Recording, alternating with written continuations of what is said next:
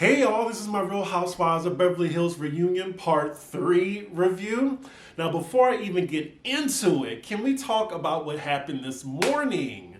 The Dorit news. Oh my God, getting robbed at gunpoint with her kids in the house.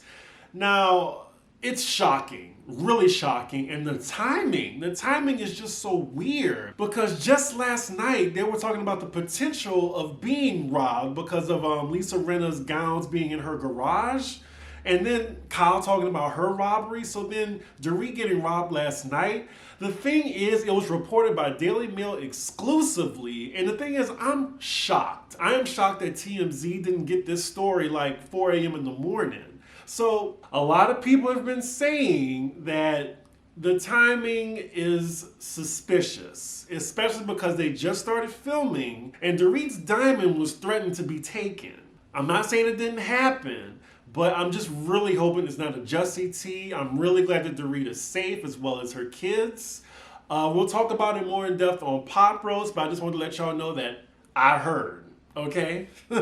So let's get into this episode. I forgot we left off on Kyle and Kathy talking about American Woman.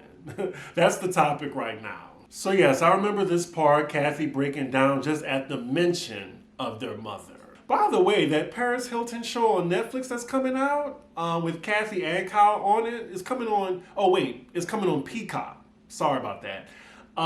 It looks really good. I might have to check that out. Kyle tells Andy that she does not regret doing American Woman because she thought this was a love letter to her mom. She feels she did nothing wrong. The next question for them is, how did they reconcile? And I think Kyle says it was because their kids got them all back together for the holidays. They're spending a long time on them. Like, can we move on to the next reel? I mean, I'm glad they're together again, but it's getting kind of boring. Okay, we get it. They are in a good place. Can we move on, Andy? Also good to know that all 3 of the sisters are on good terms, and I'm pretty sure we're going to see Kim next season. So now we're on Crystal's reel for the season. They ended her reel on a 2 truths and a lie game where she said that she worked at an escort agency and she was approached to be a madam. Now, Andy asked her about it, of course, because he's messy. I just want to say that, I mean, does anyone correlate that maybe that's how she met her husband? Like, at the age of 19 when he was in his 30s? Just saying. No one's bringing that up, though. Also, if you're a descendant of Confucius, why would you even need to work at an escort agency? I noticed she also makes sure to say that she wasn't an escort, but she just worked the front desk or some shit like that. Okay, Mia. So in the beginning, y'all notice how Erika is so hunky-dory with Crystal, and Andy asked her, oh, well, Erika, we know that you're closed up a lot to new people. What made you gravitate towards Crystal? And she said, that story. Of course she could relate. But yeah, she said that Crystal is just so open, and you know Crystal wants to get into the mean girl clique so bad. Of course, we have to talk about the ugly leather pants. Jealous of what? Your ugly leather pants? Iconic. Thank you, Sutton. I really didn't think the pants were that ugly. Now, can anybody rock those pants? No, but they look good on her. We're now on the violation controversy when Sutton walked in on a naked Crystal. We get that scene. I don't know what's going on here, but I'm going to give you your coat. Looking back on it now, I know I was Team Crystal, but I really think Sutton didn't mean anything by it. She's an awkward person, a very awkward person. Even Crystal told her that. So maybe it was just an honest mistake, and the term violation, may have been a little harsh looking back on it. I feel like Monique now. You know what? I did say that. My bad. So clearly Crystal and Sutton are in a better place now. They're now talking about you're one of those girls who don't see color. You don't see color. And I forgot to even bring this up during my review of the season. Like Kathy Hilton, her friend, was saying the same thing. And I didn't even realize that. So that's a good point. She called out Sutton, but she didn't call out Kathy. So Crystal says that the conversation tone was completely different. A little bit. The same thing though. Like Kathy Hilton said that, she don't see color. Garcelle politely corrected her in that moment, but it is telling a little bit how Crystal is moving amongst this group. That's all I gotta say on that. We're now talking about the racist responses that Crystal has had while being on the show. She said when she got the call to be on Housewives, she was happy to be that representation for her culture. So she was just very surprised at some of this racist backlash that she got. And to be honest, I'm shocked too. Yeah, she's kind of like a mean girl and moves funny and can be kind of a snake, but she doesn't deserve racist comments in her DMs. And I can definitely feel empathy with her because when you're on a platform like that and the racist comments are coming in the hundreds, yeah, that can fuck with you. So I definitely get why she's being emotional right now. Even Sutton, who is a class act, I gotta say, she apologized to Crystal again for any part she might have played in that. So now everyone on the cast is uplifting Crystal and saying that they're glad she's a part of the show. We are now 20 minutes in though, and it's pretty much been pretty fluff and light. And now I'm just really rethinking what I said after the first part of the reunion, saying that we needed 4 parts. I think we definitely could have had 3. So now we're on another reel where we're just going over the fashions of the season. And the ladies were killing it, I'll give it to them. Afterward, Andy reads her a question from a fan saying that, Lisa Rinna, was it smart of you to tell the world that you're keeping $1 million worth of dresses in a detached garage? And she said she did move them. Now, again, like I said at the beginning of this video, it's just so eerie that they're talking about, the potential of being robbed. And Dorit was robbed just last night. I feel so bad for her, really. I'm just glad she's okay. And I'm glad Kyle is in a place now where she can kind of laugh it off because they just brought this question up Kyle wasn't affected. I mean, at least Kyle wasn't in her house when it happened. Look at Garcelle giving Dorit a compliment after Dorit yelled at the top of her lungs at her. Continues to be a class act. I hope the same for Dorit. Now, girl, I said I was sorry for you, but I'm reviewing the show. So yeah, no hard feelings.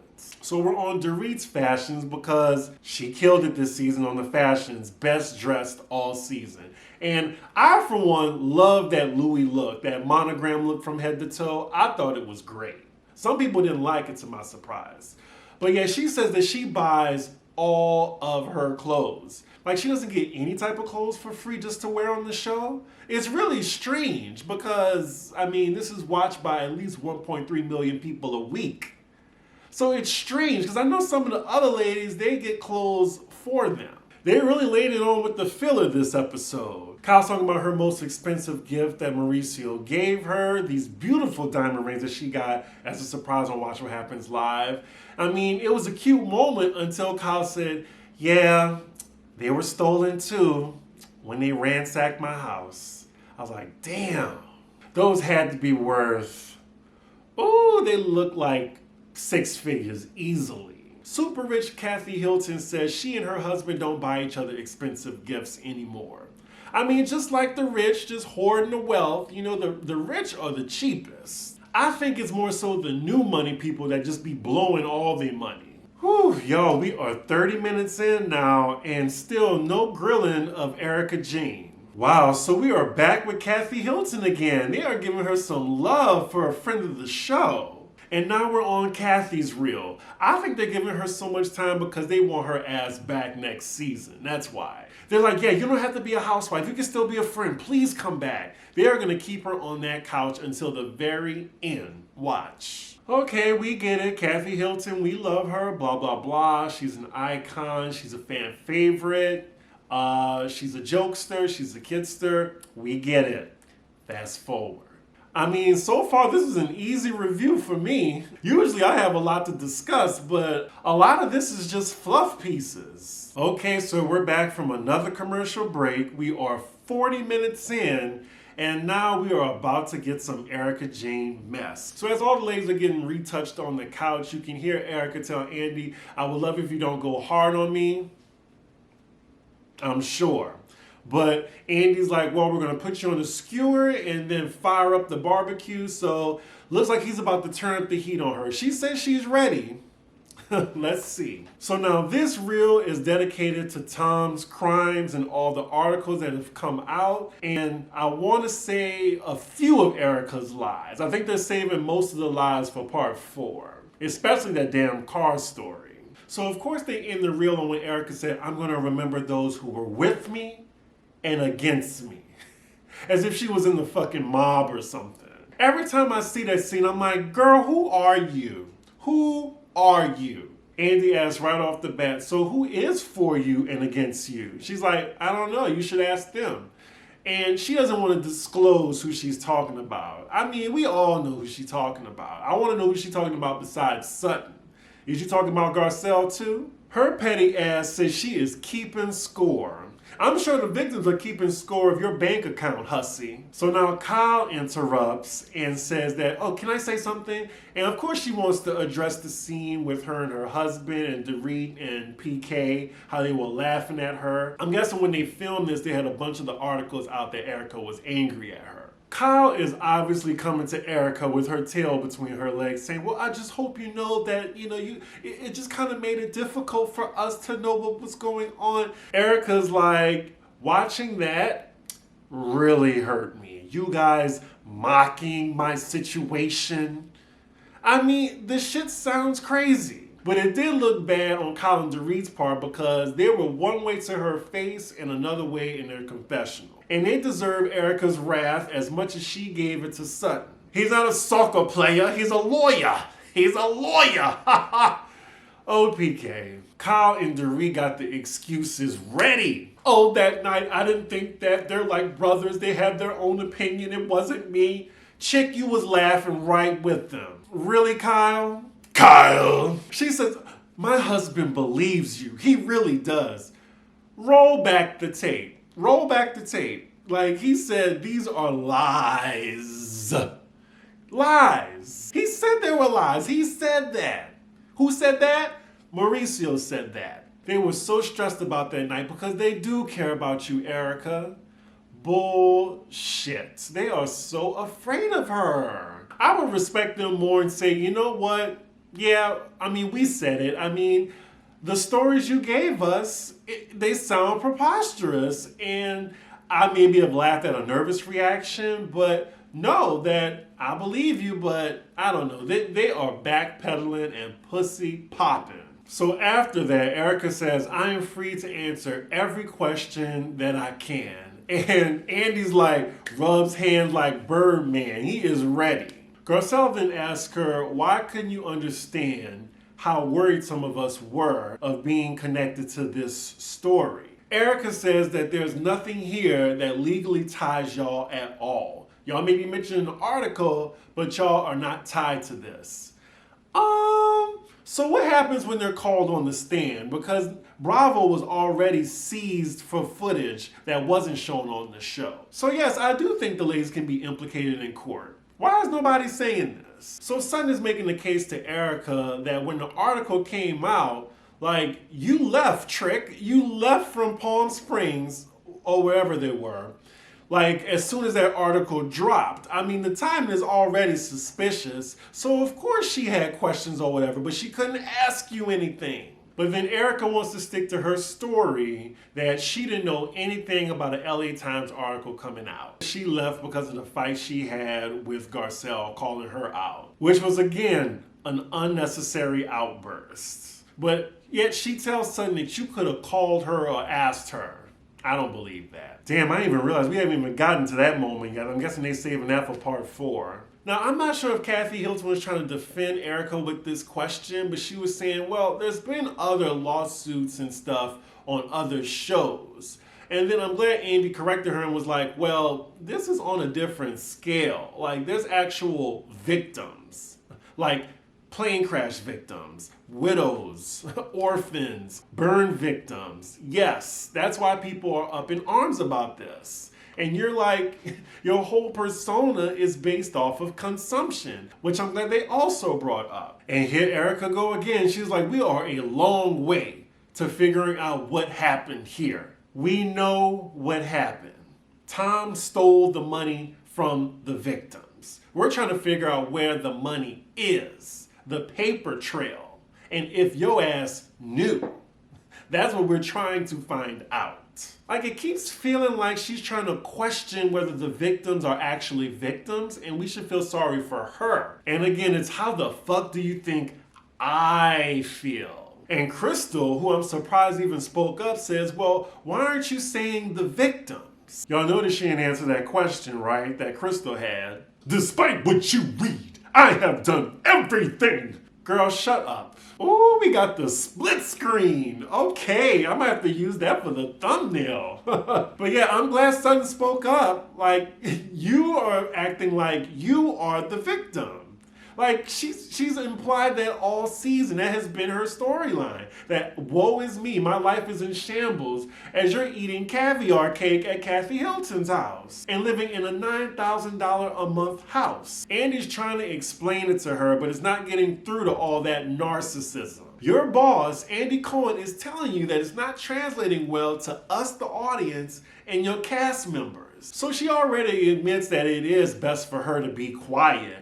But she got on the show anyway to answer as many questions as she could, even knowing that she could have fucked herself. And I mean, it is what it is. Like, you chose to be on the show. Nobody made you. You wanted the check, and I'm guessing you want to keep the fame. So I don't feel sorry for you. I don't. You knew what you was getting into. You can't play smart and stupid. You can't. You introduced yourself as this quick-witted, independent bad bitch. And now it's all woe is me, trick please. So she says she's not surprised at the viewers, at us, y'all. She says she's surprised by some of the women on the cast because they could have went directly to her, the source. It's sad that all these women are afraid of you. So now Kyle calls her out on her Instagram and how it looks, and Erika isn't receiving it well.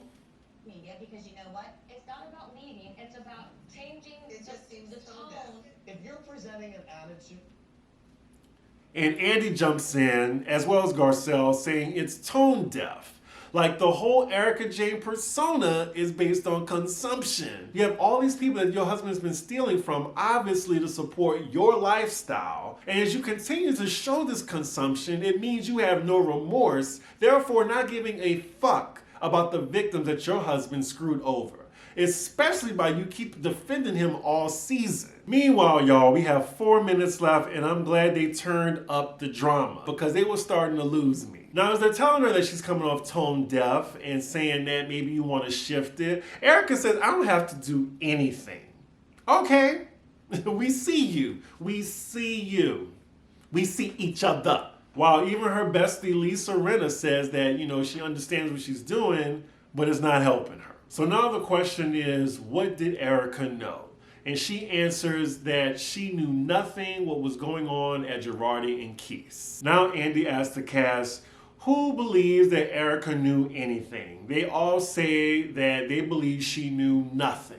She knew something. She knew something. Like, she divorced that man before those articles came out. She saw the writings on the wall. She was like, the house of cards is falling down. Let me get out of here. So that's a good point, Garcelle. Maybe she was living a high life so much that she didn't want to see the truth. But I feel like at some point she knew. She just tried to turn a blind eye to it. Like your husband cheating on you with multiple women. So Crystal asked Erika a question saying that, well, for one, if Rob did this to me, her husband, I would be infuriated at him. So I'm just wondering, where's your anger towards Tom?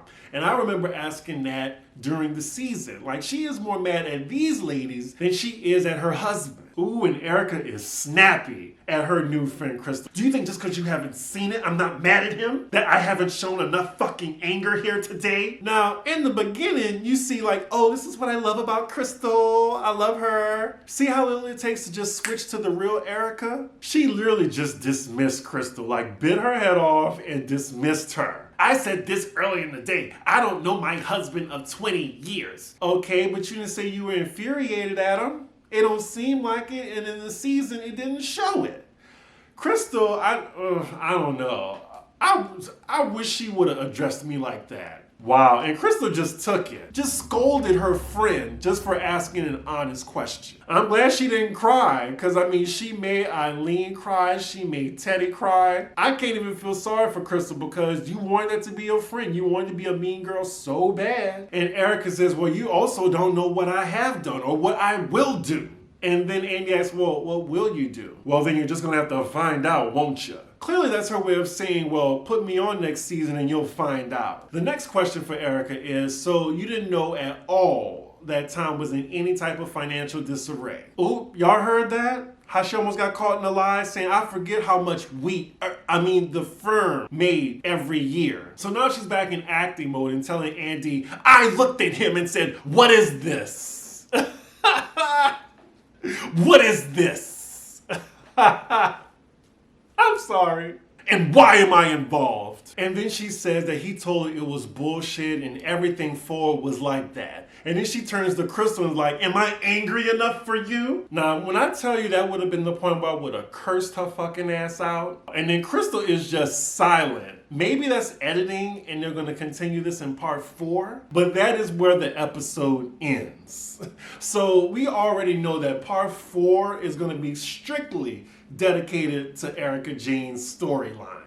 Oh my gosh, she annoyed me so much in this last 20 minutes of this episode. And again, this episode was losing me at first until they got to the main shit that I wanted to know. I really wish they could have just shortened this all into 3 parts because I'd be done with this. I said this last night on my Instagram and tagged all the women except for Lisa Rinna. I was like, it is frustrating me that y'all are tiptoeing around Erika Jayne, walking on eggshells, and acting like y'all are scared of her. She has zero leverage on y'all. Why are y'all so afraid of her? Call her ass out on her bullshit. They really need to shuffle the cast around, and now that I see that Dorit's here to stay and Crystal's here, I mean, it looks like we're just gonna have the same cast around, tiptoeing around Erika Jayne's bullshit.